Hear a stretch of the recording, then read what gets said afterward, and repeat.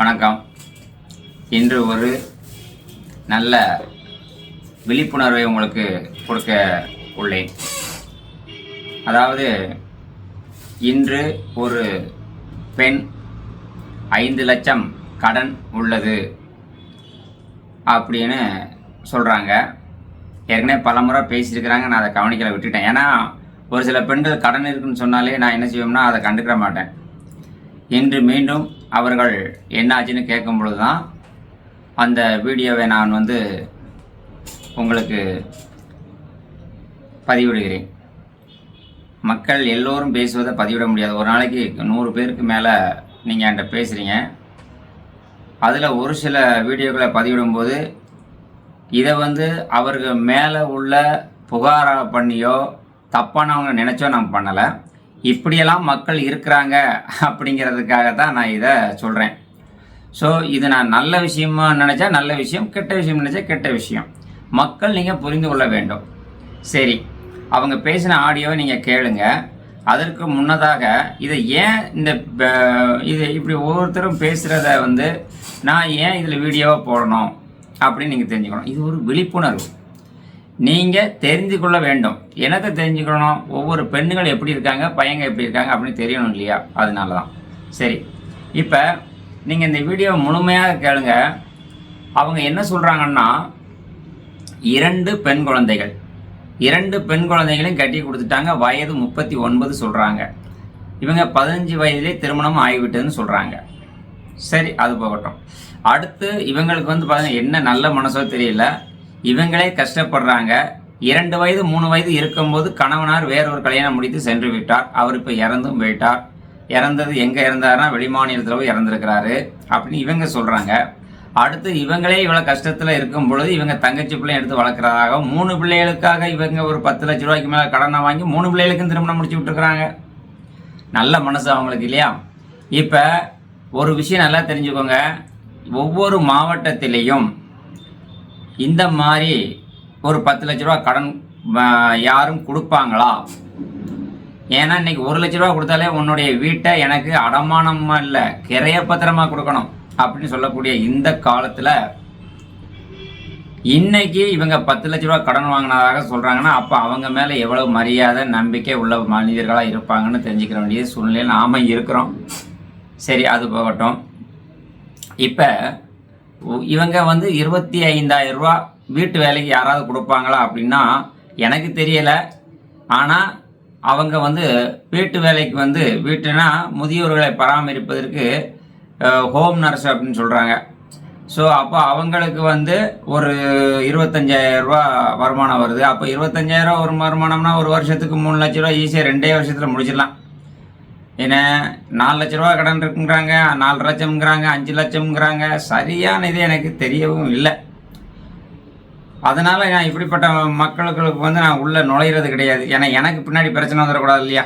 அதனால் மக்களே, இவங்களுடைய காண்டாக்ட் நம்பர் என்கிட்ட இருக்குது, இவங்களுடைய ஃபோட்டோஸ் இருக்குது, இவங்களுடைய ஆதார் கார்டு என்கிட்ட இருக்குது. அவங்க என்ன சொல்கிறாங்கன்னா இன்னும் ஒரு 5 லட்ச ரூபா கடன் இருக்குதுன்னு சொல்லியிருக்கிறாங்க. தங்கச்சியை அவங்க வீட்டில் வச்சுருக்கோம்ன்றாங்க. ஏன் அந்த கடனை கொடுக்கலாம்? அவங்கள கடன் வாங்கின நபர்களை ஏமாற்றக்கூடாதுன்னு சொல்கிறாங்க. இவங்களே அந்த கடனை அடைக்கணுன்றாங்க. ஒரு கணவனை பார்த்து கல்யாணம் முடிக்கணுன்றாங்க, ஒரு துணை வேணும்ன்றாங்க. அப்போது இந்த 5 லட்ச கடனை எப்படி ஒரு மனிதர் அடைக்க முடியும்? ஆனால் இதையும் மீறி யாராவது நல்ல வசதி வாய்ப்பான மனிதர்கள் இருந்து 5 லட்ச ரூபாய் கொடுத்தால் அந்த பெண்ணு கடைசி வரைக்கும் இருக்கும்னு என்ன நிச்சயம்? நான் வாக்குறுதி கொடுக்க முடியாது. என்ன நம்பி யாருங்க அது பண்ணிட வேண்டாம். ஏன்னா நான் யாருக்கும் இந்த மாதிரி இதில் தலையிடுறது கிடையாது. ஏன்னா நிறைய பேர் என்ன செய்வாங்கன்னா கடன் இருக்குன்னு சொல்லி அந்த கடனை அடைச்சிட்டு கடைசி வரைக்கும் நல்லா இருக்கலாம்னு நினைக்கக்கூடிய மனிதர் நிறையா இருக்காங்க. இன்னைக்கு கோடீஸ்வரர்கள் நிறைய பேர் இருக்கிறாங்க. ஏன் இதை சொல்லுதோம்னா இந்த மாதிரி ஒரு சூழ்நிலையில் இருக்கும் பொழுது அது உண்மையா அப்படிங்கிறது எனக்கு தெரியலை. அதனால சொல்லலாம். ஸோ நான் சொல்ல வர்றது என்னென்னா, நல்லா வசதியான மனிதர்கள் இருந்தீங்கன்னா அவங்கள நல்லா தீர விசாரித்து அவங்களுக்கு அந்த கடன் அடைப்பதற்கு நீங்கள் யார்கிட்ட கடன் வாங்கியிருக்கிறாங்களோ அவங்கள்ட்ட கடனை அடைத்து விட்டு நிரந்தரமாக கடைசி வரைக்கும் உங்களோட இருப்பாங்களா அப்படிங்கிறத நீங்கள் நம்பிக்கை வைத்து தீர விசாரித்து நீங்களே அதை பேசி முடித்து கொள்ளலாம். எனக்கு யாரேனும் 10 பைசா கமிஷன் அதில் கொடுக்க வேண்டாம். இதை முழுமையாக கேட்டுட்டு உங்களுடைய கருத்துக்களை எனக்கு சொல்லுங்கள். நான் யாரையும் இதை குறைச்சி சொல்வதற்காக இல்லை, இப்படிலாம் இருக்கிறாங்க, நான் இப்படிப்பட்ட இதில் தலையிடுவது கிடையாது. அவங்களுக்கு ஒரு நல்ல வாழ்க்கை அமைந்தால் எனக்கும் சந்தோஷம்தான். ஆனால் ஒரே ஒரு விஷயம், இன்னைக்கு நீங்கள் கஷ்டம் உண்மையிலே கஷ்டப்படுறீங்களா, நேராக புறப்பட்டு வந்துடலாம். ஆதார் கார்டை மட்டும் எடுத்துகிட்டு வாங்க. ஒன்றும் வழி இல்லையா, அப்படியே என்னுடைய ஆஃபீஸில் வீடு தனியாக வச்சுருக்கிறேன், வாங்க இங்கே வாங்க உட்காருங்க, டெய்லி ஒரு மாப்பிள்ளையை வர சொல்லலாம், எந்த மாப்பிள்ளைக்கு முடிக்கணுமோ திருமணத்தை முடிச்சு வச்சிடுறேன். ஆனால் எனக்கு இவ்வளோ கடன் இருக்குது அப்படின்னு சொன்னீங்கன்னா அதுக்கான ப்ரூஃப் இருந்தால் பரவாயில்ல. இப்போ உங்கள் வீடு இருக்குது, அடமானம் போட்டிருக்குன்னு சொல்லுங்கள், இல்லை நோட்டு எழுதி கொடுத்துருக்கேன் அவங்களுக்கு அடைக்கணும்னு சொல்லுங்கள். அதுக்கும் சில மனிதர்கள் இருக்கிறாங்க. ஆனால் எது உண்மை எது பொய் அப்படின்னு கடவுளுக்கு தான் தெரியும். ஆனால் என்கிட்ட வந்து பார்த்தீங்கன்னா எந்த ஒரு பொய்யும் சொல்லாதீங்க, சொல்லிட்டு வராதிங்க, அது தப்பு. நான் யாரையும் ஏமாத்தணும்னு நினைக்கல. அதே மாதிரி நானும் வந்து பார்த்தீங்கன்னா 2000, 5000, 10,000, 20,000 பதிவு கட்டணம் வாங்குறேன், நான் இல்லைன்னு இல்லை. ஆனால் எனக்கு வேலை பார்க்கறதுக்கு ஒரு 15 பேர் இருக்கிறாங்க, வேலைக்கும் ஆள் எடுக்கிறேன். தமிழ்நாடு முழுவதும் உடல் ஊனமுற்றவர்களாக வாங்க, ஃபோன் பண்ணி பேசுகிறதான் வேலை. எத்தனை பேர் வந்தாலும் வேலை தரேன், 50 பேருக்கு வேலை தரேன், 50 பேர் வேலை பார்க்கறதுக்கான இடமும் வச்சுருக்கிறேன். சரிண்ணா, ஹாஸ்டல் மாதிரி இருந்தே பண்ணலாம். அதனால் முதியோர் இல்லமும் ரெடி பண்ணிகிட்டு இருக்கிறேன். வயதான மனிதர்கள் வாங்க, ஒன்றும் பிரச்சனை கிடையாது. இது ஏப்ரல் மாதம், அடுத்து மே மாதம், அதாவது தமிழுக்கு வந்து பார்த்திங்கன்னா இது சித்திரை, பங்குனி, வைகாசியில் நம்ம ஏற்பாடு பண்ணிடலாம். சரிண்ணா, இன்னொரு 1 மாதத்துக்குள்ளே ஏற்பாடு பண்ணி இப்போவே நீங்கள் எனக்கு கால் பண்ணி கேளுங்க. ஆதரவற்றவர்கள் எத்தனை பேர் இருந்தாலும் வாங்க, உங்களுக்கு அதுவும் நான் பண்ணித்தரேன். மக்களே, தயவு செய்து ஒவ்வொருத்தரும் நீங்கள் எவ்வளோ நேரம் பேசுகிறீங்கன்னு பாருங்கள், நான் எவ்வளோ பொறுமையாக சொல்கிறோம்னு பாருங்கள். எல்லோரும் வாருங்கள், நேர்மையாக இருப்போம். நம்ம வரும்பொழுது எதையும் கொண்டு வரவில்லை, போகும்பொழுது கொண்டு போக போகிறோம். எதை கொண்டு போகிறோம்? பேரை புகழை கொண்டு போக போகிறோம். சரிண்ணா, எனக்கு அந்த பேர் வேணும், அந்த பேருக்காக தான் நான் இதை செய்கிறேன். அதனால் தயவு செய்து நீங்கள் ஒவ்வொருத்தரும் நல்ல எண்ணத்துடனும் நேர்மையாகவும் இருக்கணும்னு நினைங்க. இன்னொரு விஷயம், பெண் வீட்டுக்காரர்களுக்கு உடனே ஒரு விஷயம் சொல்கிறேன். நீங்கள் பதியும் பொழுது நேர்மையாகவும், அதாவது நேர்மைங்கிறத விட உங்கள் வீட்டில் உங்கள் பிள்ளைகிட்ட கேட்டுட்டு பதிங்க. இவ்வளோ பொண்ணுகள் இருக்குது, கேட்டால் என் பிள்ளை சம்மதிக்க மாட்டேங்குது அப்படின்னு சொல்கிறீங்க. அதனால் தயவு செய்து பெண்களுக்கு ஒரே ஒரு விஷயம் சொல்லிக்கிறது என்னென்னா, உங்கள் வீட்டில் பெற்றோர் சொல்கிற மாப்பிள்ளையை பார்த்து முடிச்சுக்கோங்க, அதுதான் நல்லது. ஏன்னா அவங்கள விட்டுட்டு லவ் பண்ணி முடிச்சுட்டு போகிறீங்க, அதில் எவ்வளோ பிரச்சனை இருக்குன்னு எனக்கு தான் தெரியுது. 70%, 50 இல்லை 70%, 80% இன்னைக்கு மறுமண தேவை தான் நம்ம பார்க்குறோம். ஆதரவு இல்லாமல் பல திருமணங்களை முடித்து விட்டு ரொம்ப கஷ்டப்படுறீங்க. யாரும் நேர்மையாக இல்லை. சரிண்ணா, அதனால் தயவு செய்து ஒரே ஒரு விஷயத்த சொல்கிறேன். என்கிட்ட நீங்கள் வந்தீங்கன்னா முதல்ல உண்மையை பேசுங்க. நானும் உங்கள்கிட்ட உண்மையை பேசுகிறேன். சரிங்களா? நன்றி.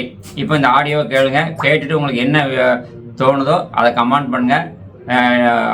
ஃபோன் பேசும்பொழுது நான் எடுக்கலன்னா எனக்கு வாட்ஸ்அப்பில் பேசி அனுப்பிடுங்க, நான் உங்களுக்கு பதில் கொடுக்குறேன்.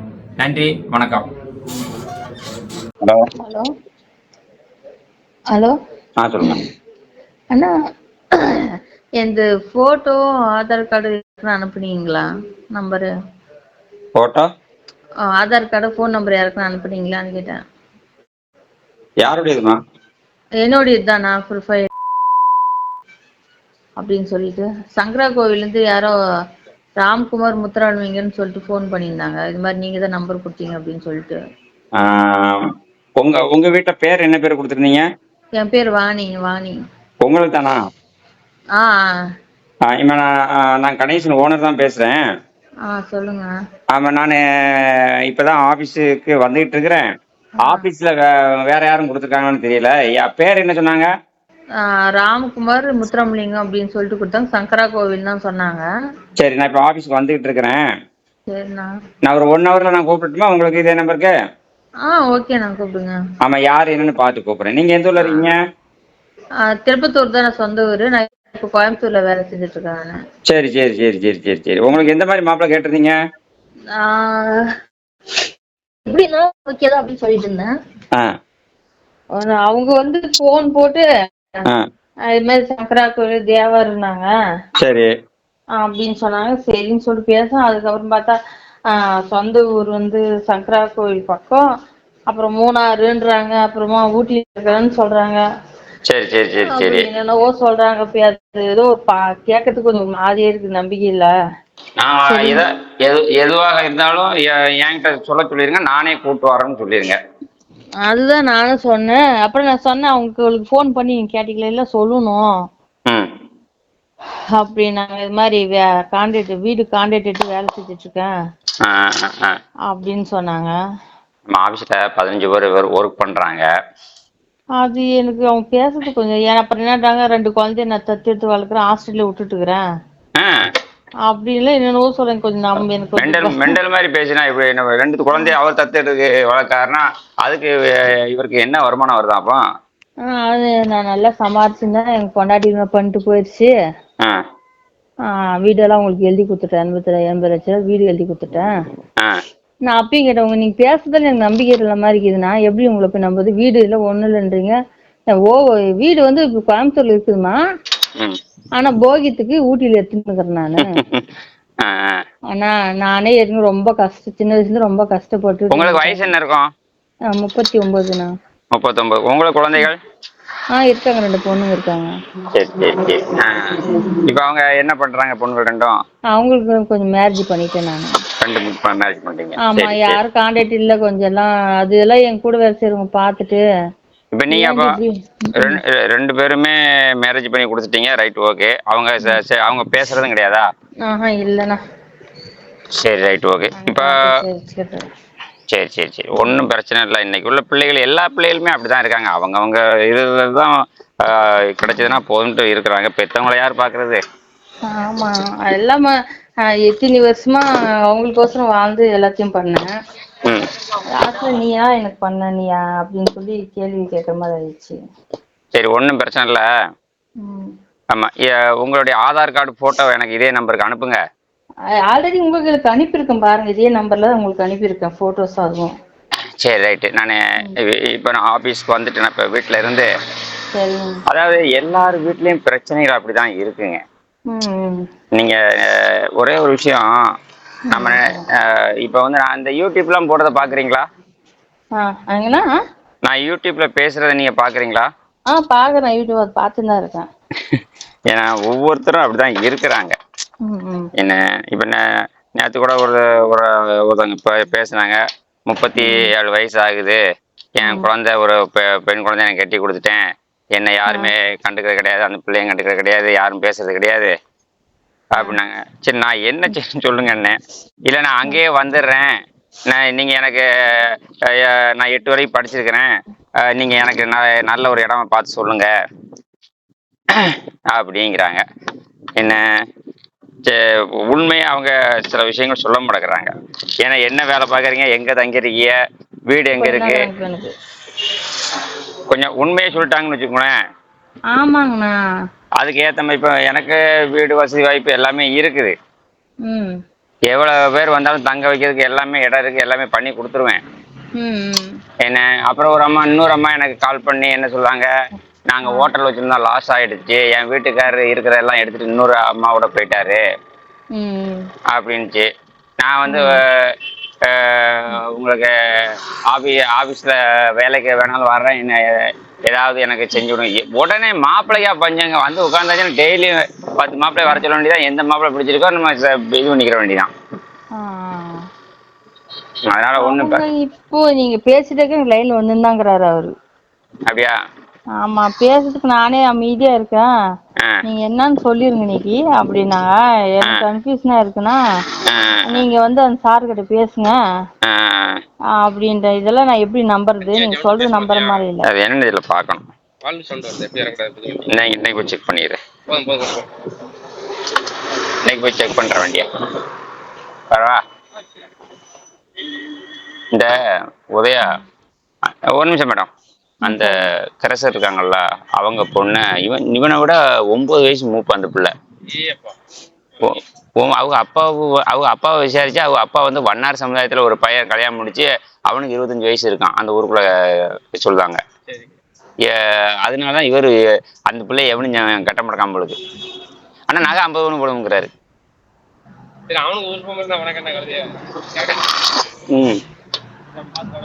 சரி. ஹலோ, சொல்லுங்கண்ணா. இன்னைக்கு இங்க எங்க ஊர்ல 9 வயசு மூத்த பொண்ணை கட்டுறான் ஒரு பையன். அவனுக்கு வயசு 22. அந்த பிள்ளைக்கு வயசு 30. ம் 21 வயசு தான் எனக்கு இருக்கும். இந்த மாதிரிலாம் சில விஷயங்கள் நடக்குது. ஆமாங்க. மனசு ஒத்து போயிட்டு எங்கெங்க வயசை பாக்குறாங்க எல்லாரும். ஆமா. எனக்கு ரொம்ப எனக்கு அம்மா அப்பா கிடையாதுண்ணா. ம் ம் ம் ரொம்ப கஷ்டப்பட்டு தான் நானும் நீங்க ரொம்ப பாங்க இதுலேருந்து வெளியே என்ன வேலை பார்த்துட்டு இருக்கீங்க? ஹோம் வேர்ல வேலை செய்யறேண்ணா. Home nursing. Home nursing. அங்க என்ன சம்பளம்? நீங்க என்ன படிச்சிருக்கீங்க? 10th முடிச்சிருக்கேண்ணா. சரி. அங்க என்ன சம்பளம் கொடுக்காங்க? 25 ரூபாய் தராங்க. 25,000ம்னா அது பெரிய விஷயம் தானே. என்ன ஆமா. 25,000? நானு வேண்டாங்க்கா, இதெல்லாம் பண்ணக்கூடாது, தப்புக்கா, யாரும் நல்லவங்களா இருக்க மாட்டாங்க. என்னாடி உனக்கு இந்த காலத்துல 50 வயசு 60 வயசு தெளிவிங்கெல்லாம் கல்யாணம் பண்ணிக்கிறாங்க, உனக்கு என்ன உனக்கு அப்படின்னு சொல்லிட்டு அந்த கூட வேலை செய்யறவங்க எங்க ஹோம்ல எல்லாம் ஒழுங்கா வேலை செய்யறோமா, நல்ல பிள்ளையா இருக்கிற என்ன இப்படி வாழ்க்கை வாழும் போது இப்படி விட்டு போட உட்காந்துக்கிற, யார் பாக்கிறதுக்கு எல்லாம் லாஸ்ட் ஒரு துணைனா வேணும்ல கண்டிப்பா. அப்படின்னு சொல்லிட்டு உங்க நம்பரை பார்த்து அப்புறம் பேசினாங்க. அப்புறம் அனுப்பி விட்டது. அவரு இந்த நம்பர் அவங்களுக்கு கொடுத்துருக்கீங்க, அவங்க ஏதோ பேசுறாங்க, எனக்கு அதெல்லாம் நம்பிக்கை இல்லை. நான் யாருமே அசல் நம்பவே மாட்டேன் இந்த காலத்துல. ஏன் இல்ல நீங்க நான் இன்னைக்கு ஆபீஸுக்கு போயிட்டு உங்களுக்கு யாரு அந்த நம்பர் கொடுத்துருக்கா, யாரு என்ன ஏதுன்னு நான் உடனே பாத்துருவேன். ஏன்னா அனுப்புனா நோட் பண்ணி தான் வச்சிருப்பாங்க, அதை பாத்துருதான் ஒண்ணு. ரெண்டாவது வந்து பாத்தீங்கன்னா உங்களுக்கு நான் என்ன ஹெல்ப் பண்ணணும் அதை மட்டும் சொல்லுங்க. நீங்க இங்க பாருங்க, ஒரே ஒரு விஷயம், நீங்க என்ன நம்பி என்னங்கிற ஃபுல் டீட்டெயில் சொல்லுங்க, நான் உடனே என்ன பண்ணணும் நான் பண்ணி தரேன். எனக்கு இப்ப கொஞ்சம் மனசு இதுவா இருக்குது. ஏன்னா எப்படி பேசுறதுன்னு கூட எனக்கு தெரியல, அந்த அளவுக்கு கன்ஃபியூஷன்ல உட்காந்துக்கிறேன். சரி. எனக்கு வந்து நான் வந்து அப்ப கல்யாணம் 15 வயசுலயே கல்யாணம் பண்ணியாச்சு. எனக்கு படிக்கும் போதே பண்ணிட்டாங்க. அப்பா அம்மா அரேஞ்ச் மாதிரி தான் பண்ணாங்க. அவங்க வந்து ஏதோ எங்க அப்பா மேல பகை வச்சுட்டு கல்யாணம் பண்ணிட்டு போனாங்களாம். அதனால எனக்கு என் வாழ்க்கையே க்ளோஸ் பண்ணிட்டாங்க. அதுக்கப்புறம் என்னை விட்டுட்டு அவரு 2 மேரேஜ் பண்ணிக்கிட்டாரு. இப்போ உங்க வீட்டுக்காரர் வந்து உங்க வீட்டுக்காரர் இறந்துட்டாரா எப்படி? இறந்துட்டாங்க. அவங்க 2 பேர் டார்ச்சல் தாங்க முடியலன்னு சொல்லிட்டு இறந்துட்டாரு. சரி சரி. அப்ப கணவனார் இறந்த சர்டிபிகேட் உங்கள்ட்ட இருக்கா? இல்ல, நான் சாவுக்கே போல. நான் எனக்கு தெரியாது அவங்க இறந்தது. அவங்க வந்து ஆந்திரால இறந்துட்டாங்கன்னு சொன்னாங்க. எங்க மாமியார் தான் சொன்னாங்க எனக்கு. சரி. ஏன்னா கணவர் இறந்துட்டாருன்னா அந்த இறந்த சர்டிபிகேட் கேட்பாங்க. இல்ல, அவங்க இறந்துட்டாங்க. நான் அப்போலாம் எனக்கு எதுவும் தெரியல, எங்க போய் அப்ப நான் வீட்டு அவ்வளோ எனக்கு தெரியாது எனக்கு. மாமியார் வந்து சொன்னாங்க, இல்லம்மா இறந்துட்டாங்க. அவருக்கு எந்த ஊர் சொன்னீங்க? அவரு ஆந்திரா சைடு. தமிழ்காரர் தான், திருப்பத்தூர் தான். அவங்க அங்க படிக்கிறதுக்கு போனாங்க. அவங்க இருந்துட்டாங்க. அதுக்கப்புறம் அப்படியே இருந்துட்டு அப்ப இருந்து நீங்க பாத்துன்னு அப்படியே இருந்துட்டு 19 வருஷமா அப்படியே போயிடுச்சு வாழ்க்கை. அம்மா வீட்லயே இருந்தேன். இப்ப நீங்க வீடு வாடகை விட சொந்த வீடா? திருப்பத்தூருக்கு சொந்த வீடு. ஆனா இப்ப நான் ஹோம்ல வேலை செய்யணும், அவங்க வீட்டுல தங்கி தான் நாங்க செய்வோம். சரி சரி. Home nurse. ரைட். ஹோம் நர்ஸ்னா அவங்க வீட்டுல தங்கி தான் பார்க்கணும். ஆமா ஆமா. அப்படியே பார்த்து குழந்தையும் பார்த்துப்பேன், அப்புறம் வயசானவங்களையும் கொஞ்சம் பார்ப்போம். ஓ, அந்த மாதிரி. இந்த மாதிரி பார்த்துட்டு. சரி. அப்போ நீங்க சிங்கிளா தான், நீங்க தனியாளா அப்படி இருக்கிறீங்க. அப்போ உங்களுக்கு வந்து ஃபியூச்சர்ல வந்து ஒரு துணைன்னு ஒண்ணு தேவைப்படும் இல்லையா? ஆமாங்க. சரி. இப்போ நீங்க தனியாளா இருக்கிறீங்க, அம்மா யாருமே கிடையாது, 2 பிள்ளைகளும் பேசுறதே கிடையாதா? இல்ல. சரி சரி. இப்போ அப்ப நீங்க இப்ப சம்பளத்தை வாங்கி என்ன பண்றீங்க?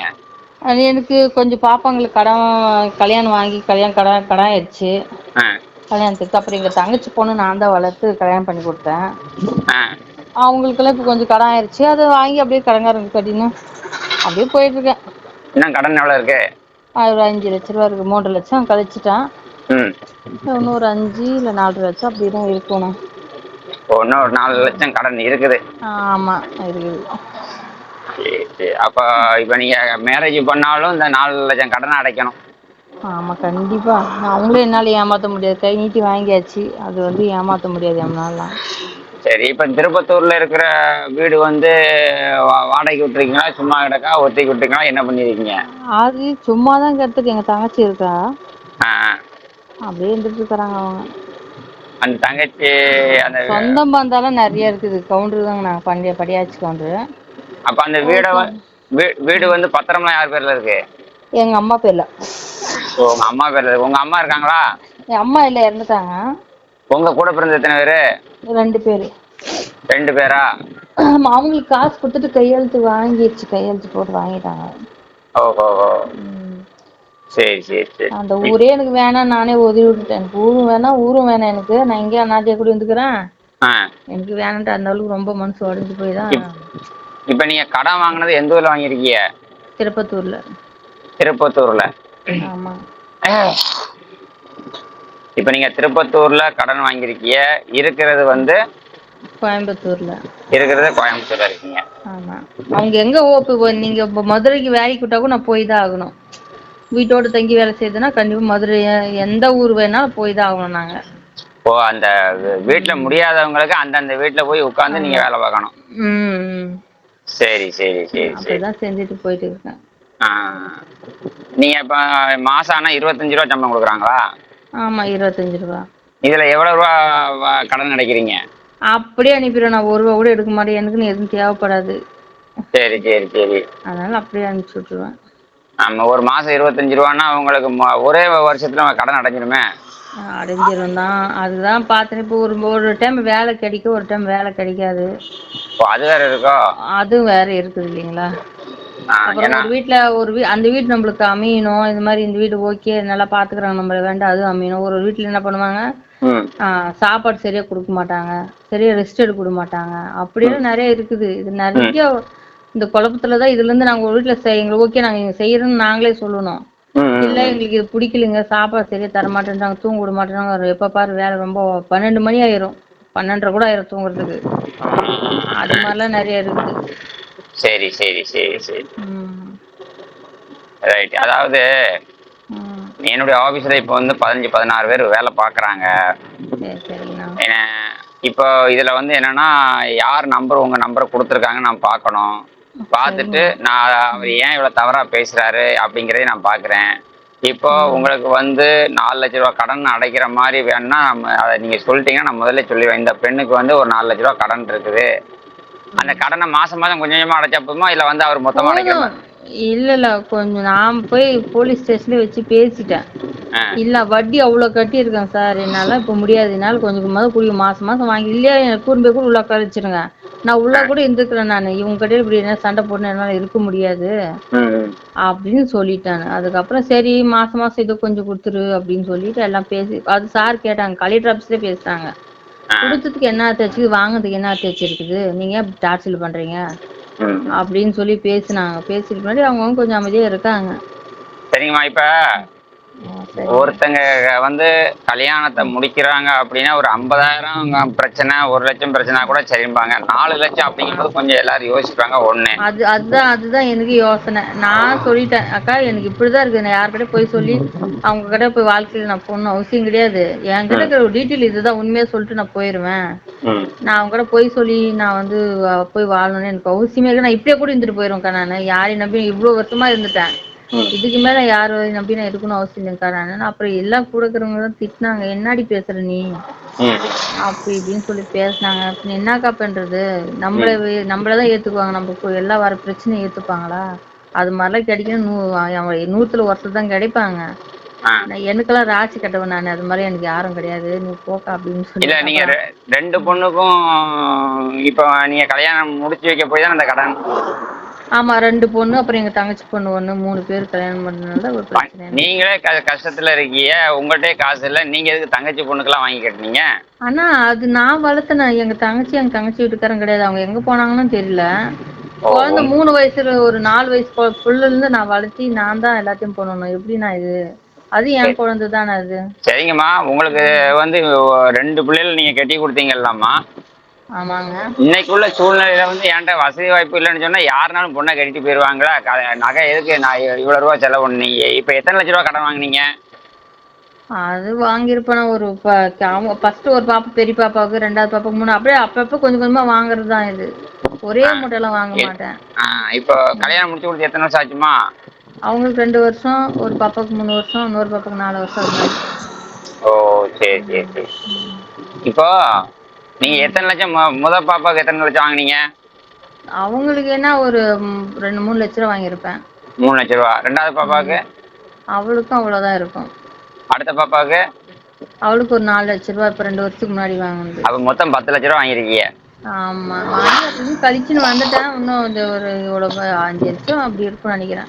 இன்னும் 4 லட்சம் 5 லட்சம் இருக்குன்னு நினைக்கிறீங்க. ஆமா ஆமா. சரிங்கம்மா, நீங்க இந்த 10 லட்ச ரூபா வாங்கிருக்கீங்களா? உங்களை நம்பி 10 லட்ச ரூபா கொடுத்தாங்களா? வீடு எதுவும் அடமானம் எழுதி கொடுத்துருக்கீங்களா? வேற எதுவும் கொடுத்துருக்கீங்களா? அப்படியெல்லாம் இல்லைண்ணா, வீடெல்லாம் எதுவும் எழுதி கொடுக்கல. அவங்களுக்கு என்ன, நான் வட்டி கட்டும்னு தெரியும் அவங்களுக்கு. வட்டி நல்லா கட்டும்னு அவங்களுக்கு தெரியும். இல்லம்மா, எங்க ஏரியாக்கள்ல எல்லாம் ஒரு 10,000 ரூபா கொடுத்தா கூட செக்ல இப்ப கொடுக்கணும், 2 பேரும் ஜாமீன் கழுத்து போடணும். 1 லட்சம் ரூபா கொடுத்தாச்சுன்னா இடத்த வீடை வந்து கிரையமா எழுதி வாங்கிட்டு தான் கொடுப்பாங்க எங்க ஏரியாவிலாம். எங்க ஏரியா தென்காசி மாவட்டத்துல. எங்க ஏரியாலாம் அப்படி இல்லைண்ணா, வட்டி கொடுத்தா போதும், 10 ரூபா வட்டி கொடுத்தா போதும் கொடுத்துருவாங்க. அதெல்லாம் 1 லட்ச ரூபாய்க்கு எத்தனை விஷயம், எவ்வளவு ரூபா வட்டி கட்டணும்? 1 லட்ச ரூபாய்க்கு 10,000 ரூபாய் கட்ட வேண்டியது வரும்னு நினைக்கிறேன். 1 லட்ச ரூபாய்க்கு 10,000 ரூபாய். அப்ப 10 லட்ச ரூபாய்க்கு மாசம் 1 லட்ச ரூபாய் கட்டணுமாமா வட்டி? ஆமா, அவ்வளவு கட்டி இருக்கேன். அதனாலதான் என்னால கட்ட முடியாதுன்னு தான் நான் போலீஸ் ஸ்டேஷன் வந்து போயிட்டேன். முடியாது, என்னால முடியவே முடியாதுன்னு நின்றுட்டேன். நான் சமாளிக்கிறது வட்டி தான் கொடுக்குறேன் தெரியல, முதலுக்கு மேல வட்டி போகுது ஜாஸ்தி. அதுக்கப்புறம் எனக்கு நான் கொஞ்சம் பொறுமையா இருப்பேன். அப்புறம் கொஞ்சம் எனக்கு எமோஷனல் ஆயிடுச்சுன்னு எனக்கு என்ன பண்ணணும் எனக்கே தெரியல. கோவம் வந்துச்சுன்னா நேரா போலீஸ்ல கலெக்டர் ஆஃபீஸ்ல மனு கொடுத்துட்டு வந்துட்டேன். அப்புறம் அவங்க வந்து பேசுறேன், கொஞ்சம் எல்லாம் அமைதியா இருக்காங்க. சரி, இப்போ ஒருத்தர் தென்காசியில ஒருத்தர் இருக்கிறாரு. அவரு ரியல் எஸ்டேட் பண்றாரு. மனைவி இறந்து போச்சு.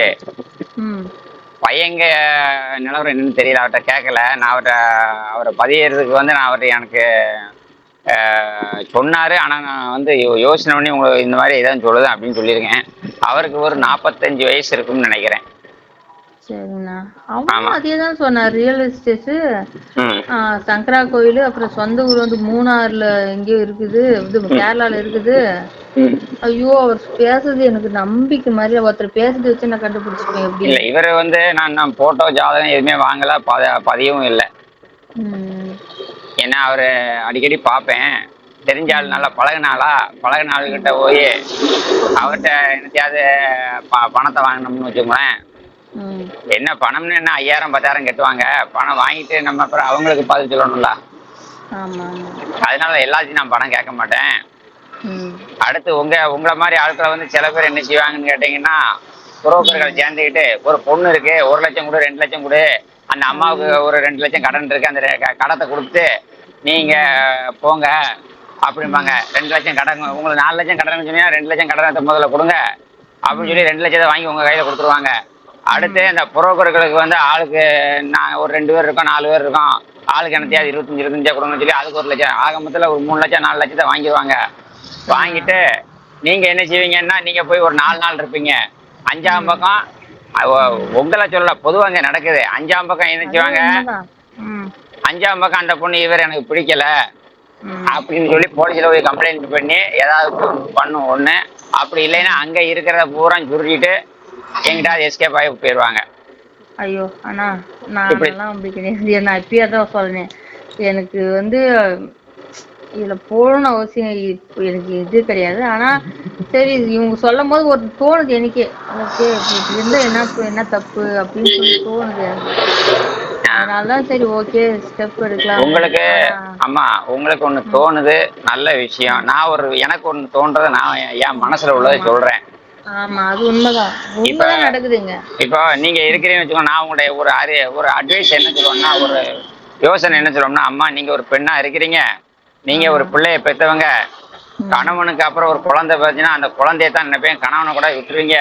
ஆனா பாவம் அந்த கணவன் வந்து உழைச்சி குடும்பத்துக்காக உழைச்சி நொந்து போய் ரொம்ப சாகுற மனுஷனுக்கு வந்து பாத்தீங்கன்னா ஒரு கடைசி காலத்துல ஒரு தண்ணி கொடுக்க எந்த ஒரு பொண்ணும் அமையறது கிடையாது. அதனால நான் உங்களை மாதிரி அவர்கிட்ட சொல்லக்கூடிய ஒரே ஒரு விஷயம், நல்ல அன்பா கடைசி வரைக்கும் உங்களை எந்த கஷ்டமும் இல்லாம பாத்துக்கக்கூடிய ஒரு ஆண் கிடைச்சாங்கன்னா அவங்களை விடாம பாத்துக்கோங்க. அந்த அம்மா சொல்லுவாங்க, ஒரு சில பேர் நாங்க போனா கூட எங்களை நல்லா அனுபவிச்சுட்டு பேசாம சாப்பாடுக்கு வழி இல்லாம எங்களை விட்டுருதாங்க, நாங்க கஷ்டப்பட வேண்டியிருக்கு, அப்படியால என்ன செய்யறேன்னு கேட்பாங்க. அப்படியெல்லாம் விஷத்தை வச்சு கொள்ளுங்கன்னு சொல்லுவேன், நான் தப்பே கிடையாதுன்னு சொல்லுவேன். அதே மாதிரி உங்களை மாதிரி ஆளுக்களை என்ன செய்யணும்னு கேட்டா அதைத்தான் நானும் செய்யணும்னு சொல்லுவேன். ஏன்னா வேற வழி கிடையாது. ஆமாங்க, வேற என்ன பண்றது. ஒரே ஒரு விஷயமா இங்க பாருங்க, நான் இப்ப உங்களுக்கு சொல்லக்கூடிய ஒரு விஷயம் இதுதான். இப்ப நீங்க நீங்க இவ்வளவு நேரம் என்கிட்ட பேசுனீங்க. நான் இது உண்மையை எடுத்துக்கிற முடியாது, பொய்ன்னு எடுத்துக்கிற முடியாது. ஆனா எங்க ஏரியால இருந்து நான் யோசிக்கும் போது ஒரு நபருக்கு வந்து 3 பேருக்கு நீங்க கல்யாணத்தை முடிச்சு வச்சா 10 லட்சம் கொடுத்தோம்னா ஒருவேளை நீங்க ஏமாளித்தனமா இருந்திருக்கலாம், வெகுளியாகவும் இருந்திருக்கலாம். நான் அதை மறுக்கல. அதே சமயத்துல என்னடா ஒரு அம்மாவை நம்பி இத்தனை லட்ச ரூபா கொடுப்பாங்களா அப்படின்னு நினைச்சோம்னா அதுவும் எனக்கு கேள்விக்குறியா தான் இருக்கு. ஏன்னா எங்க ஏரியாவில் ஒரு 10,000 ரூபா வாங்க முடியாது. எங்க ஏரியால வட்டிக்கு வருதுன்னா கண்டிப்பா கொடுப்பாங்க. ஏன்னா நான் அந்த அளவுக்கு வட்டி கொடுத்துருக்கேன். சங்கரமிலா சரி வா. அதனால எங்க ஏரியாவில் இதைத்தான் நான் சொல்றேன். நான் ஒருத்தருக்கும் என்ன சொல்லுவோம்னா, நான் ஒரே ஒரு விஷயமா, இன்னைக்கு வாழ்க்கையில வந்து எவ்வளவு ரூபா சம்பாதிச்சாலும் நம்ம எதையுமே கொண்டு போறது கிடையாது. நாளைக்கு திடீர்னு செத்தா நீங்க நம்மகிட்ட இருக்கக்கூடிய லட்சக்கணக்கான பணத்தை கொண்டு போறோமா? எதுவுமே கிடையாது. அண்ணா கூட அடிக்கிறாங்க, துணியை கூட நெத்தியில 1 ரூபா வச்சா கூட அதையும் எடுத்து விட்டுருதான். அதனால இப்ப நானும் எல்லாத்தையும் பதிவு கட்டின 5,000 10,000 20,000 வாங்குறேன். நான் இல்லைன்னு சொல்லல. ஆனா யார்ட்டையும் கமிஷன் கேட்கறது கிடையாது. ஆனா அவங்களா எனக்கு வந்து 5,000 10,000 எனக்கு அக்கௌண்ட்ல போட்டுக்கிட்டு தான் இருக்கிறாங்க. ஆனா ஏன் அதை கூட நான் வாங்காம இலவசமா படலாம்னா என்கிட்ட 17 பேர் வேலை பார்க்குறாங்க. இவ்வளவு பெரிய ஆபீஸுக்கு வாடகை கட்டணும், கரண்ட் பில் கட்டணும். நான் கார் வச்சிருக்கேன். காருக்கு வந்து பாத்தீங்கன்னா நான் பெட்ரோல் போட்டாதான் டெய்லி 2,000 ரூபாய்க்கு பெட்ரோல் போட்டாதான் ஒரு பெண் வீட்டை போய் பேச முடியும். இப்படிலாம் இருக்கிறது. ஆனா உண்மையை பேசுறேன் ஐயா. நான் அதே சமயத்துல கஷ்டப்படுறியா, நீ கொடுக்கறத கொடு. என்னுடைய ஆபீஸ்ல வந்து என்ன செய்வாங்கன்னா, யார் யார் பணம் கட்டிருக்காங்களோ அதுக்கு ஏற்ற மாதிரி வேலை பார்த்துருக்கேன். இப்ப வேலைக்கு அதுவே ஆள் கிடைக்க மாட்டேங்க. எனக்கு இன்னும் 25 பேர் வேலைக்கு ஆள் வேணும். அதனால உங்களை மாதிரி ஆள்கிட்ட சொல்லக்கூடிய ஒரே ஒரு விஷயம், ஏன்னா பெண்கள் நிறைய இருக்கு. எல்லாரும் பெண்கள் இல்லைன்னு சொல்லுதாங்க. பெண்கள் அதிகமா இருக்கு. ஆனா எல்லா பெண்களும் ஒருத்தன்ட்ட கல்யாணம் முடிஞ்சு ஏன் அவனுக்கு அடிமையா இருக்கணும், எங்கேயும் போனா சொல்லிட்டு போனோம் வைக்கணும். அதுக்கு அடுத்து ஒரு பொண்ணு வந்து ஒருத்தன் கூட வாழணும்னு நினைக்க மாட்டேங்கிறாங்க. சுகத்துக்காக பல பேர் போறாங்க. அதை நான் என்ன சொல்றேன், அதை பல பேர்கிட்ட போற மாதிரி அந்த ஒரே கணவன்கிட்ட நீங்க நல்லா அன்பா பேசுங்க வைங்க. அதே ஒரே நபர்கிட்ட கொண்டாடுங்கன்னு தான் சொல்றேன். அது என்னமோ உண்மைதாங்க. நாங்க சொல்றதெல்லாம் கரெக்ட் தான். ஏன்னா நான் வந்து 30 வருஷமா தொழில இருக்கிறதுனால உணர்ந்து பேசுறேன். நான் உங்கள்கிட்ட பேசுறேன், நீங்க தவறா நினைச்சிட கூடாது. இல்ல நீங்க மனசுல என்ன நடந்துட்டு இருக்கும் இந்த காலத்துல அது சொல்றீங்க. அது எனக்கு புரியுது. எனக்கு எங்க ஊர்ல இருந்து பக்கத்துல ஒரு பொண்ணுமா, 31 வயசு தான் ஆச்சு அந்த பொண்ணுக்கு. கணவன் வந்து பாத்தீங்கன்னா கொத்தனார் வேலை, குடிச்சிட்டு அந்த பிள்ளை குடிச்சிட்டு 2 குழந்தை இருக்குது 31 வயசுல. ஒரு நாள் என்கிட்ட ஒரு குழந்தையோட தூக்கிட்டு வருது. அந்த பொண்ணு சொல்லுது, சார் என் வீட்டுக்காரரு 5 மணில இருந்து 6 மணிக்குள்ள வந்துருவாரு. அதாவது 6 மணிக்கு வந்துருவாரு. நான் 5 மணில இருந்து 6 மணிக்குள்ள வீட்டுக்கு போனோம். நான் இந்த பிள்ளையில வச்சிருக்கேன். அவருக்கு வாங்குற சம்பளத்தை 800 ரூபா வாங்குறாரு. இது நடந்து 2 வருஷத்துக்கு முன்னாடி 800 ரூபா வாங்குறாரு. வீட்டுக்கு 10 பைசா கொண்டு வர மாட்டேக்காரு. குடிச்சிட்டு ஃபுல்லா இது பண்ணிடுறாரு. ஆனா வீட்டுக்கு ரேசரிசி கூட வழி இல்லாம இருக்கிறேன். நான் அந்த பொண்ணு சொல்லுது, சார் நாங்க காலையில 10 மணிக்கு மேல வருவேன். அது ஓப்பனா சொல்லுது, 10 மணிக்கு மேல வருவேன், எனக்கு ஒரு 4 மணிக்கு விட்டுருங்க. உங்க ஓப்பனாவே சொல்லுது, எனக்கு டெய்லி ஒரு 200 ரூபா 300 ரூபா எனக்கு கிடைச்சா போதும். என்ன சொன்னாலும் நான் சொல்லுவேன். யாரை திருப்தி, அதை ஓப்பனாவே சொல்லுவாப்புல, யாரையும் திருப்திப்படுத்தாங்க கூட நான் திருப்திப்படுத்துறேன் அப்படி. அதாவது தவறான ஒரு இதை என்கிட்ட சொல்லுது. அப்ப நான் சொன்னேன், ஒரே ஒரு வார்த்தை சொன்னேன், ஏமா அங்க வா. 2 வார்த்தை, உன் புருஷன் இந்த மாதிரி இருக்கான்னு நீ உன் அம்மா வீட்டுக்கு முதல்ல போயிரு. ஒரு வாரத்துக்கு அவன் சாப்பாடு இல்லாம கஷ்டப்பட்டு வந்தான்னா, நீ குடிக்காம இருக்கதா இருந்தா நான் வாரேன், இல்ல அப்படின்னா நீ எனக்கு வேண்டாம். ஸ்டேஷன் மூலியமா எழுதி கொடுத்துட்டு போ. ஸ்டேஷன்ல போய் இந்த மாதிரி குடிக்காம இருந்தா நான் இருந்து வாழ்வேன், இல்லைன்னா எனக்கு தேவையில்லை. அவனுக்கு வீடும் கிடையாது, ஒண்ணும் கிடையாது, வாடகை வீடு எல்லாமே இருக்கு. அதே மாதிரி அந்த பொண்ணு வந்து 3 நாள் போச்சு. 4ஆம் பக்கம் போய் கூட்டு வந்துட்டாப்ல. போலீஸ் ஸ்டேஷன் மூலியம் வெளியே வாங்கிட்டு வந்துட்டாப்ல. பழையபடியும் அதே வேலை. பழையபடி என்கிட்ட சொல்லிச்சு. நான் என்ன பண்ணேன், ஒரு வக்கீல சொல்லி அந்த பொண்ணுக்கு நான் வந்து அதுல இருந்து விடுதலை வாங்கி கொடுத்து ஒரு பையனை வந்து நானே முடிச்சு வச்சு அந்த செல்லெல்லாம் மாத்தியாச்சு. இப்ப அந்த பையன் கூட நல்லா இருக்கிறாப்ல. அந்த பொண்ணுங்க ராஜபாளையம். இப்ப அவங்க இருக்கிறது திருப்பூர்ல போயிட்டாங்க 2 பேருமே. ரொம்ப இப்போ எப்பாவது ஒரு தரம் வருவாங்க. சார் நீங்க சொன்னது நல்லா இருக்கிறேன் அப்படின்னு சொல்லுவாங்க. அந்த செல் நம்பர் கூட எனக்கு இப்ப மறந்து போச்சு. ஏன்னா நம்ம நல்லா செஞ்சனால அதுவே சொல்லிச்சு, சார் நான் தவறான வழியில போனேன், என்னை திருத்தி எனக்கு வாழ்க்கை கொடுத்துருக்கேன். ஆனா இதுல எனக்கு என்னன்னா, எனக்கு 2000 ரூபாய் லாஸ். அந்த வக்கீலுக்கு 2000 ரூபாய் கொடுத்து பாத்தீங்களா, அதுதான் லாஸ்.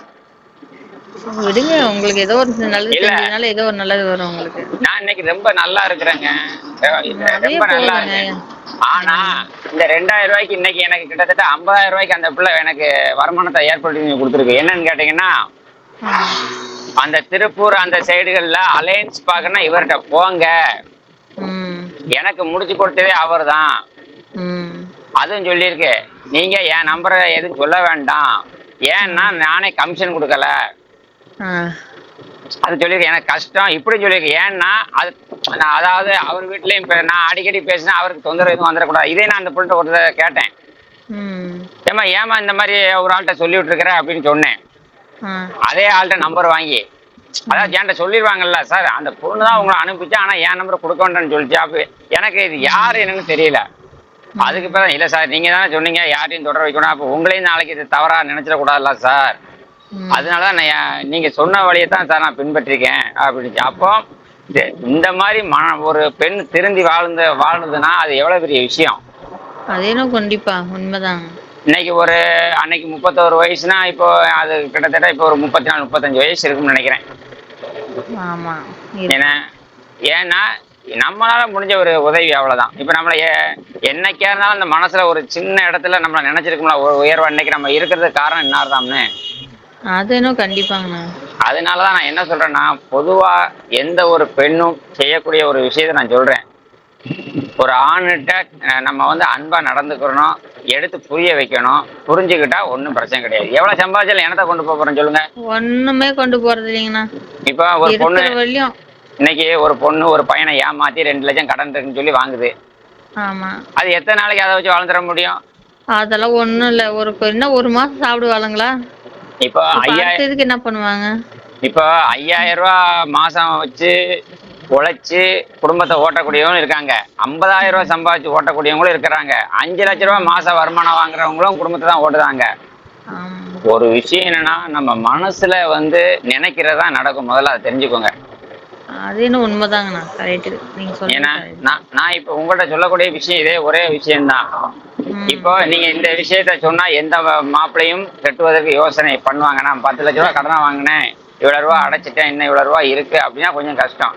அதே ஒரு விஷயம் என்னன்னு கேட்டீங்கன்னா, இப்ப நீங்க கடைசி காலத்துல நல்லா வாழணும்னு நினைச்சீங்கன்னா, நீங்க இப்ப உண்மையிலேயே கடன் எனக்கு நீங்க சொல்றதுல என்னன்னா ஓப்பனாவே சொல்லிடுவேன், நீங்க தப்பா நினைச்ச கூடாது. இல்ல, நீங்க பரவாயில்ல, ஓப்பனா சொன்னாலே எனக்கு அது எப்படி புரிஞ்சுக்கிற தன்மை எனக்கு இருக்குது.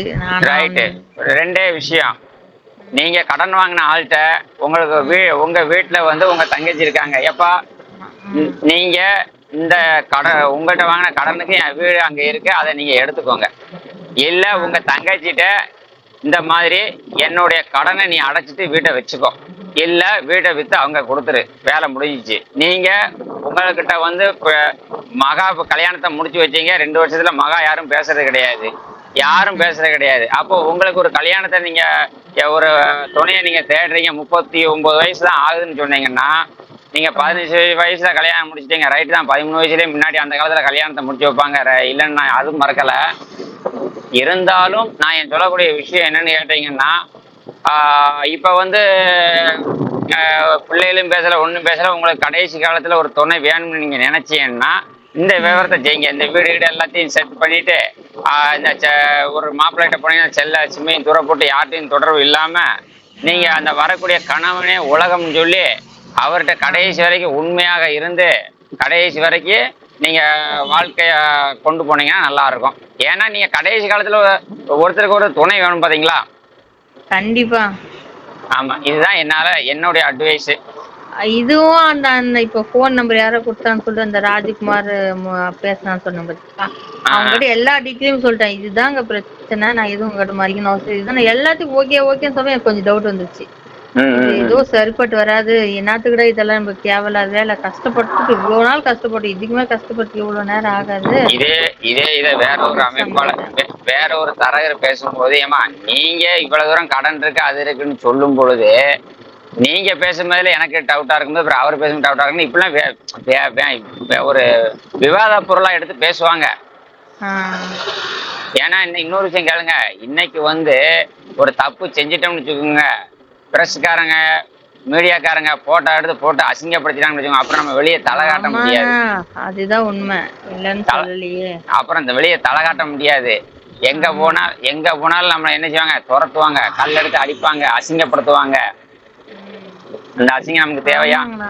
அது எனக்கு வேலையே வேணாம். எனக்கு நான் இப்பயே கூட கஷ்டப்பட்டு இருந்துருவேன் தவிர எதுக்கும் நாங்க கிட்ட கன்ஃபார்ம் பண்ணிக்கலாம்னு தான் உங்களுக்கு நான் காலையிலே ஃபோன் போட்டிருந்தேன் நான். இப்ப நீங்க 25,000 ரூபாய் சம்பளம் வாங்குறீங்கன்னா ஒரு வருஷத்துல எத்தனை நீங்க ஒரே வருஷத்துல ஒரு மாசம் 25,000 ரூபான்னா? அதுதான் நான் சொல்றேன், ஒரு டைம் வேலை கிடைக்கும், ஒரு டைம் வேலை கிடைக்கும், 3 மாசம் கூட வேலை கிடைக்காது, சரியா அமையாது. இதெல்லாம் நிறைய இதுல இருக்குன்னா நிறைய கொஸ்டின்ஸ் எல்லாம் இது போயிட்டு இருக்கு. அப்ப உங்களுக்கு வந்து ஒரு வருஷத்துக்கு வந்து 3 லட்சம் ரூபாய் கிடைக்கும். ஆனா 2 மாசம் 3 மாசம் தான் வேலை கிடைக்கும்னா? 3 மாசம் இல்ல, நம்ம வேலைக்கு போயிட்டோம்னா அங்கே கூட ஒன்றும் பிரச்சனை கிடையாது. ஆனா வேலை கிடைக்கிறது தான் கொஞ்சம் கஷ்டம். அதுல வேலை கிடைக்கிறது கஷ்டம். ஆமா, வீடு நம்மளுக்கு செட் ஆகணும், அது எல்லாமே எனக்கு இதாகணும். சரி சரி சரி சரி. இப்ப வந்து உங்களுக்கு நான் என்ன செஞ்சு கொடுக்கணும்? ஒரு நல்ல வரன் ஏற்பாடு பண்ணி தரவா? சரி, ஓகேங்கண்ணா, பாருங்க. அந்த மாப்பிள்ளைகளுக்கு வந்து இந்த கடன் பிரச்சனை இருக்கிறதுக்கு என்ன பண்ண போறீங்க? வீட்டை நான் வந்து அந்த வீடு வந்து குடுக்குறேன்னு, அது அம்மா இருந்த வீடு அது. அதனால இப்ப அது நம்ம சேல்ஸ் பண்ணா கூட ரொம்ப ரேட் எல்லாம் அவ்வளவு எல்லாம் போகாது, கம்மியா தான் ஏதாச்சும் போகும். அதனால அது எங்க தங்கச்சிக்கே நான் குடுத்துட்டேன், நீயே வச்சுக்கோ, எனக்கு எதுவும் வேண்டாம், நான் கஷ்டப்பட்டு நான் கட்ட கூட கழிச்சுக்கிறேன். ஏன்னா இந்த வீடு நானே அதை வித்துட்டு வெளியே வரணும்னு சொல்லும் போது எங்க தங்கச்சி, அக்கா எனக்கு யாரு இருக்கிறாங்க, நீதான் எனக்கு எல்லாம் அம்மா மாதிரி அப்படின்னா, சரி ஓகே நீ அதை வச்சுக்கோ அதுன்னு சொல்லிட்டு நான் அப்படியே அவங்களுக்கு கொடுத்துட்டேன். அதை நீ வச்சுக்கோ, நான் என்னைக்குன்னா ஒரு நாளைக்கு வந்தேன், எனக்கு ஏதோ இங்க நான் இருக்கிறதுக்கு மட்டும் இருந்துக்கிறேன், ஒருத்தவங்க தண்ணி கொடுத்தா எனக்கு போதும் அப்படின்னு சொல்லிட்டு நான் அப்படியே அதை ஒதுக்கிக்கிட்டேன். எனக்கு அந்த அப்பெல்லாம் எதுவும் தோணலை. அது எனக்கு வந்து ரொம்ப மன உளைச்சலா போனதுனால நான் அதை பத்தி எதுவும் யோசிக்கல. எல்லாரும் நல்லா இருக்கணும், அவ்வளவுதான் நான் என்னை பொறுத்த வரைக்கும். சரிங்கம்மா, நான் அவர் சொல்லக்கூடிய விஷயம், நீங்க கடன் உண்மையிலேயே வாங்கியிருந்தா அவரை நான் ஏமாத்திருங்கன்னு சொல்லல, அவருக்கு அந்த வீட்டை வச்சு நீங்க எடுத்துக்கோங்கன்னு சொல்லிருங்க. நான் ஏன் கேக்குறேன்னா, வந்து 4 பிள்ளைங்களை வச்சுன்னு இருக்கிறான், அவங்க வீட்டுக்காரன் ஆட்டோ ஓட்டுறான், நீங்க சொன்னீங்களே குடிக்காரன், அதே சேம் தான். ஏதோ வீடு வாடகை கொடுக்காம அந்த வீட்டுல இருந்துட்டு ஏதோ குழந்தைங்களுக்கு வைத்த கழிவுன்னு படிக்க வச்சு அப்படின்னு போயின்னுக்கிறாரு. அதுவே போதும் எனக்கு. சரிங்கம்மா, இப்போ ஒருத்தர் எங்க அக்கா கிட்ட நான் கொடுத்தேன் அப்படின்னு, அது நான் சம்பாதிச்சுக்கும் நான் கொடுத்துக்கேன், எனக்கு ஒன்றும் பிரச்சனையே இல்லை. நானு வேலை செஞ்சேன்னா கூட அதை கொடுத்துப்பேன், நான் யாரு காசும் எனக்கு வேண்டாம் எனக்கு. ரைட். அப்ப நீங்க வேலை செஞ்சீங்கன்னா வேலை செய்யுங்க. ஏன்னா இப்போ ஒரு வரன் உங்களுக்கு பண்ணி கொடுத்தேன்னா அவர் 5 லட்சம் ரூபாய் கடன் இருக்குன்னு தெரிஞ்சா உங்களையும் தவறா நினைப்பாரு. ஒண்ணு. ரெண்டாவது வந்து நீங்க மாசம் மாசம் அவருக்கு பணம் அனுப்பணும் இல்லையா? ஆமா, கண்டிப்பா அனுப்புவேன். மாசம் மாசம் பணம் அனுப்பணும். நீங்க கண்டிப்பா அனுப்பணும் அப்படிங்கும்போது அவர் சம்மதிக்கணும்ல. அதுதான் அதேதான். இன்னைக்கு ஒரு குடும்பத்தை சாதாரணமா நடத்தினாலே 10,000 ரூபாயில இருந்து 15,000 ரூபாய் வேணும். சரிண்ணா, குறைஞ்ச ஒரு 10 ரூபா இருந்தா கூட போதும். அந்த 10 ரூபாயை உங்க கையில கொடுத்தாங்கன்னா நீங்க குடும்பத்தை நடத்த முடியும்.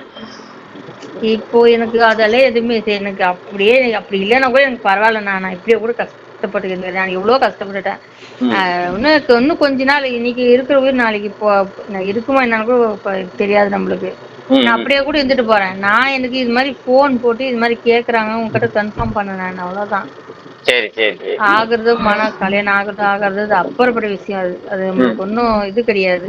இந்த மாதிரி அவங்க சங்கரா கோயிலிருந்து போன் போட்டு கேட்டா, கேரளால வீடு இருக்குது, சொத்தெல்லாம் அங்கதான் இருக்குது, எங்க அம்மா எங்க அப்பா வந்து அங்க பையன் சுட்டு இருந்தாங்க, அங்கேயே இருந்துட்டாங்க.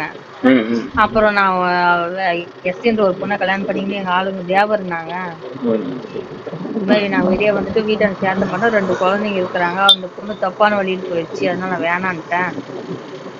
ஊட்டியிலே வீடு வாங்கியிருந்தா அதை எழுதி கொடுத்துட்டு நானுன்றாரு. அதுக்கப்புறம் கோவில்கிட்ட வீடு வாங்கியிருந்தேன், அப்புறம் கோயம்புத்தூர்ல வீடு இருக்குதுன்றாரு. அப்புறம் நான் ஈரோட்ல இப்ப வேலை செஞ்சேன். அப்புறம் 2 குழந்தைங்களை தத்து எடுத்து அங்கேயே வளர்த்துனுக்குறேன், மாசம் மாசம் காட்டுறாரு. ஐயோ, எனக்கு தலைவலியே வந்துச்சு, ஏன்டா இது ரொம்ப போச்சு எனக்கு சொல்லிட்டு, சரி நான் உங்ககிட்ட பேசலானே எனக்கு சரியா உங்க நம்பர் கிடைக்கும். அப்புறம் யூடியூப்ல தான் நீங்க போன் பண்ணுங்க, டீட்டெயிலா சொல்றீங்கன்னு சொல்லி மெசேஜ் போட்டுருந்தீங்களா நேற்று? ரொம்ப நல்ல விஷயமா. ஏன் இதை சொல்லணும்னா, ஒரு சில பேர்கள் வந்து பாத்தீங்கன்னா தப்பான ஆட்களாக இருந்தா அவங்க வந்து நிறைய இடங்கள்ல நீ கொலை பண்ணி போட்டு போயிடுறாங்க. அதுதான். ஆமா, அதையும் பார்க்க வேண்டியிருக்கு. அதனால நம்ம வந்து ஓரளவுக்கு மனசாட்சியோட நேர்மையாக நம்ம போறது நல்லது. சரிதானா? அதுதான், அந்த நேர்மையா போறதுக்கு தான் நான் சரி ஓகே, நீங்க மெசேஜ் போடுறீங்களா, அதில் தான் நம்பர் எடுத்தேன். சரி ஓகே. மெசேஜ் அது யூடியூப்ல பாத்தீங்களோ? ஆமா, நான் ஒரு 10 யாருக்கோ 10 லட்ச ரூபா கடங்குது, அந்த பொண்ணுக்கு நான் கடன் கிடைக்குதுன்னு சொல்லிட்டு நான் சூப்பர்னு சொல்லி மெசேஜ் போட்டிருந்தேனா. ஓ, அந்த 10 லட்ச ரூபா கடன் அடைக்கிறோம்னு சொன்னவரா? அதுக்கு நான் சொன்னேன் இது உண்மைன்னு எப்படின்னா நம்புறது அப்படின்னு சொல்லிட்டு நான் போட்டுருந்தேன். நீங்க இந்த நம்பருக்கு ஃபோன் பண்ணுங்க, நான் டீட்டெயில் சொல்றேன் அப்படின்னு சொன்னீங்கல்ல. சரி ஓகே அப்படின்னு சொல்லிட்டு அந்த நம்பரை எடுத்தேன். சரி சரி. ஏன்னா அது அவங்க எப்படி என்னன்னு தெரியல. பணம் காசு கூட ஒரு பக்கம் இருக்கட்டும், நான் அது நீக்கல நாளைக்கு சம்பாதிக்கலாம், ஆனா மனசு தான் முக்கியம். அவங்க ஏதோ சொல்லவும் எனக்கு என்னடா இது, நான் சொல்ற நம்பர் மாதிரி இல்லை. சரி ரைட்டு. அடுத்து உங்களுக்கு யோசனை பண்ணி எனக்கு சொல்லுங்க. மாப்பிள்ளை பார்க்கணுமா என்ன செய்யலாம்னு யோசனை பண்ணி எனக்கு சொல்லுங்க. இல்ல நீங்க எல்லாம் சொல்றதெல்லாம் பார்த்தா அது ஒரு பக்கம், நான் இது யோசனை பண்ணாமலாம் கிடையாது. ஆல்ரெடி இதெல்லாம் யோசனை பண்ணி தான் மனசு வச்சிருந்தேன். ஓகே நம்ம இது பண்ணோம்னா நம்ம பிரச்சனை அவங்க எடுத்துப்பாங்களா, ஆனா எனக்கு அவங்க பிரச்சனை நம்ம எடுக்கும்போது நம்ம பிரச்சனை ஏன் அவங்க செய்யக்கூடாது அப்படின்னு ஒரு போட்டோவும் வரும். ஆனா இப்ப இந்த இதற்கு வந்து யாரும் வந்து ஒத்துப்பாங்களா செய்வாங்களான்னு இப்ப உங்களுக்கு உண்மையிலேயே ஒரு 5 லட்ச ரூபாய் கடனை அடைக்கணும் அப்படின்னு வச்சுக்கோங்களேன். உங்க கணவர் இறந்து போனார் இல்லையா, இறந்த சர்டிபிகேட் இருக்காம இல்ல சில பேர் என்ன நினைப்பாங்க தெரியுமா, அப்ப அவங்க கணவர் இருப்பாங்களோ அப்படிங்கிற ஒரு நினைப்பு வரும். இல்லண்ணா இல்ல, நான் அது உண்மை சொல்லிடுறேன், அதெல்லாம் என்கிட்ட கிடையாது. நான் அட்லீஸ்ட் எப்போ இது மாதிரி விஷயம் என் வீட்டுக்கு ஒரு பொண்ணுக்கு தொடர்பு சொல்லிட்டு அம்மா வீட்டுக்கு குழந்தைங்களுக்கு தூக்கிட்டு வந்தேன்னா, குழந்தைங்களுக்கு 2-3 வயசு இருக்கும், அப்ப தூக்கிட்டு வந்தேன்னா அப்ப இருந்து அம்மா வீட்டுல தான் இருக்கிறேன். அதுக்கப்புறம் ஒரு 3 வருஷம் கழிச்சு அது போன் மூலியமா கூட சொல்லக்கூடிய எங்க மாமியாரும் எங்க வீட்டுக்காரர் ஒரு பொண்ணை கல்யாணம் பண்ணிங்களா, அந்த பொண்ணும் எங்க வீட்டுக்கு வந்தாங்க. எனக்கு கோவம், என்ன எதுக்கு வந்தீங்க என்ன விஷயம் அப்படின்ட்டு. சுதாகர் செத்துட்டாமா, வீட்டுக்கார செத்து யாருக்கு வீட்டுக்காரன், இன்னொருத்த பொண்ணாடி இன்னொருத்த பொண்ணை கல்யாணம் பண்ணிக்கலாம் அவங்க வீட்டுக்காரன் ஆயிடுவாங்க அப்படின்னு சொல்லிட்டு பேசி, அதுதான் எனக்கு தெரியும். அவங்களும் வாங்கினாங்க. உங்க வீட்டுக்காரர் இறந்து எத்தனை வருஷம் ஆச்சுங்கிறது தெரியும் உங்களுக்கு? அதெல்லாம் தெரியும். குழந்தைங்களுக்கு வந்து ஒரு 8 வயசு இருக்கும்போது இறந்தவங்க தான். சரி சரி. ஆனா இப்ப உங்க குழந்தைகளுக்கு எத்தனை வயசு? இப்ப ஒரு பாப்பாக்கு 20 வயசு, இன்னொரு பாப்பாக்கு 22 வயசு ஆகுது. 22 வயசு ஆகுது. சரி ரைட் ஓகே. சரிங்கம்மா, குழந்தை குட்டிக்கிட்டு வந்தது. சரி பரவாயில்லம்மா. இப்ப நான் உங்களுக்கு அப்ப நான் வரேன்னு பார்க்கணும் அப்படிதானே? நீங்க பாருங்க, நான் பேசுறேன், அவங்களுக்கு எல்லாம் ஓகேனா நானும் ஓகே தான். ஏன்னா என் கஷ்டம் அவங்க எடுக்கணும், அவங்க கஷ்டம் நான் எடுத்துக்கணும். எதுவும் ஒளிமறைவும் இருக்கக்கூடாது. ஆனா வாரவர் வந்து இந்த 5 லட்சம் கடன் இருக்கிறது தெரிஞ்சுதானே பண்ணுவீங்க? ஆமா, தெரிஞ்சுதான் நான் பண்ணுவேன். வேற எதுவும் எனக்கு அப்படி இல்ல மறைச்சு நான் எதுவும் பண்ணணும்னு எனக்கு வேணவே வேண்டாண்ணா. அவங்க கிட்ட நான் நேர்மையா இருக்கணும், அவங்க என்கிட்ட நேர்மையா இருந்தாலும் எனக்கு ஒரு பிரச்சனை. ஏன்னா நான் ரொம்ப கஷ்டப்பட்டுட்டேன், திரும்பி ஏமாற்றலாம் என்னால முடியாது. Right right. 5 லட்சத்தை வந்து மாசம் மாசம் எவ்வளவு கட்டுற மாதிரி இருக்கும்? 25 ரூபா 20 ரூபா அனுப்பினா மட்டும் போதும். மொத்தமா நீங்க அவங்க கொடுக்கணும் எனக்கு அவசியமே கிடையாது. நான் அப்படியெல்லாம் வாங்கின்னு எனக்கு இப்படின்லாம் இந்த சாக்கு போக்கெல்லாம் சொல்ல மாட்டேன். ஏன்னா எனக்கு நம்பிக்கையா இருக்கணும், நான் உண்மையா இருக்கணும், அவ்வளவுதான் என்னை பொறுத்தவரையும். எனக்கு எல்லாமே துரோகம் பண்ணாங்க. அவங்க கிட்ட வரவங்களும் அதே மாதிரிலாம் இருக்கக்கூடாது. அவங்க கிட்ட நான் உண்மையா இருக்கணும், எனக்கு அவங்க உண்மையா இருக்கணும். இந்த பிரச்சனை எல்லாமே தெரிஞ்சு ஓகேன்னு சொன்னா மட்டும்தான் அந்த கால் வைப்பேன். இல்லைன்னா எனக்கு வேணாம், நான் இப்போ கூட சமாளிச்சுட்டு போயிடுவேன். சரிங்கம்மா, ரொம்ப சந்தோஷம். நான் இப்போ ஆபீஸுக்கு போயிட்டு இருக்கேன், போயிட்டு பாக்குறேன். சரியா? ஆனா இன்னொன்னு, நம்ம பேசுனது எதுவும் வீட்டுக்குள்ள போட்டுறாதீங்க. சரிங்கம்மா சரிங்கம்மா.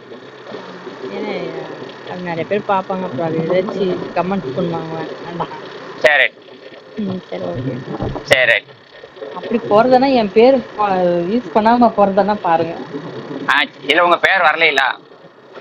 வந்துருக்குன்னு நினைக்கிறேன், வரல நினைக்கிறேன். அப்புறம் இந்த ஊர் தானே அந்த ஊர் தானே இன்னும் கண்டினியூ, அது வந்து டெலீட் பண்ண முடியாது, பார்த்துட்டே இருப்பாங்க, தேவையில்லாம கமெண்ட்ஸ் நிறைய வரும். சரி சரி, அதனாலதான். சரிங்கம்மா சரிங்கம்மா. உங்க போட்டோ ஜாதகம் எனக்கு ஒன்று அனுப்புறீங்களா? இந்த நம்பர் தானே, நீங்க இந்த நம்பர் வாட்ஸ்அப்ல பண்ணி பாருங்க, உங்களுக்கு இதுல இல்ல இப்ப நீங்க ஏற்கனவே அனுப்பிருக்கீங்க, இப்ப லேட்டஸ்டா ஒன்று அனுப்புங்க. லேட்டஸ்டா? ஐயோ சரி, அப்புறமா அனுப்புறேன். நன்றி நன்றி. நல்லா இருக்கு, பாத்துட்டு அது யாரும் பாருங்கண்ணா கொஞ்சம். ஏன்னா இப்ப நீங்க பேசிட்டு இருக்கும்போது அவங்க லைன்ல தான் வராங்க. சரி பேசுங்க, அவர்கிட்ட பேசுங்க. ஐயோ எனக்கு வேணாண்ணா, நீங்க பாருங்க, நீங்க ஃபர்ஸ்ட் பேசிட்டு அது என்னன்னு கேளுங்க, டீட்டெயில் பாருங்க. சரி சரி வைங்க. சரி.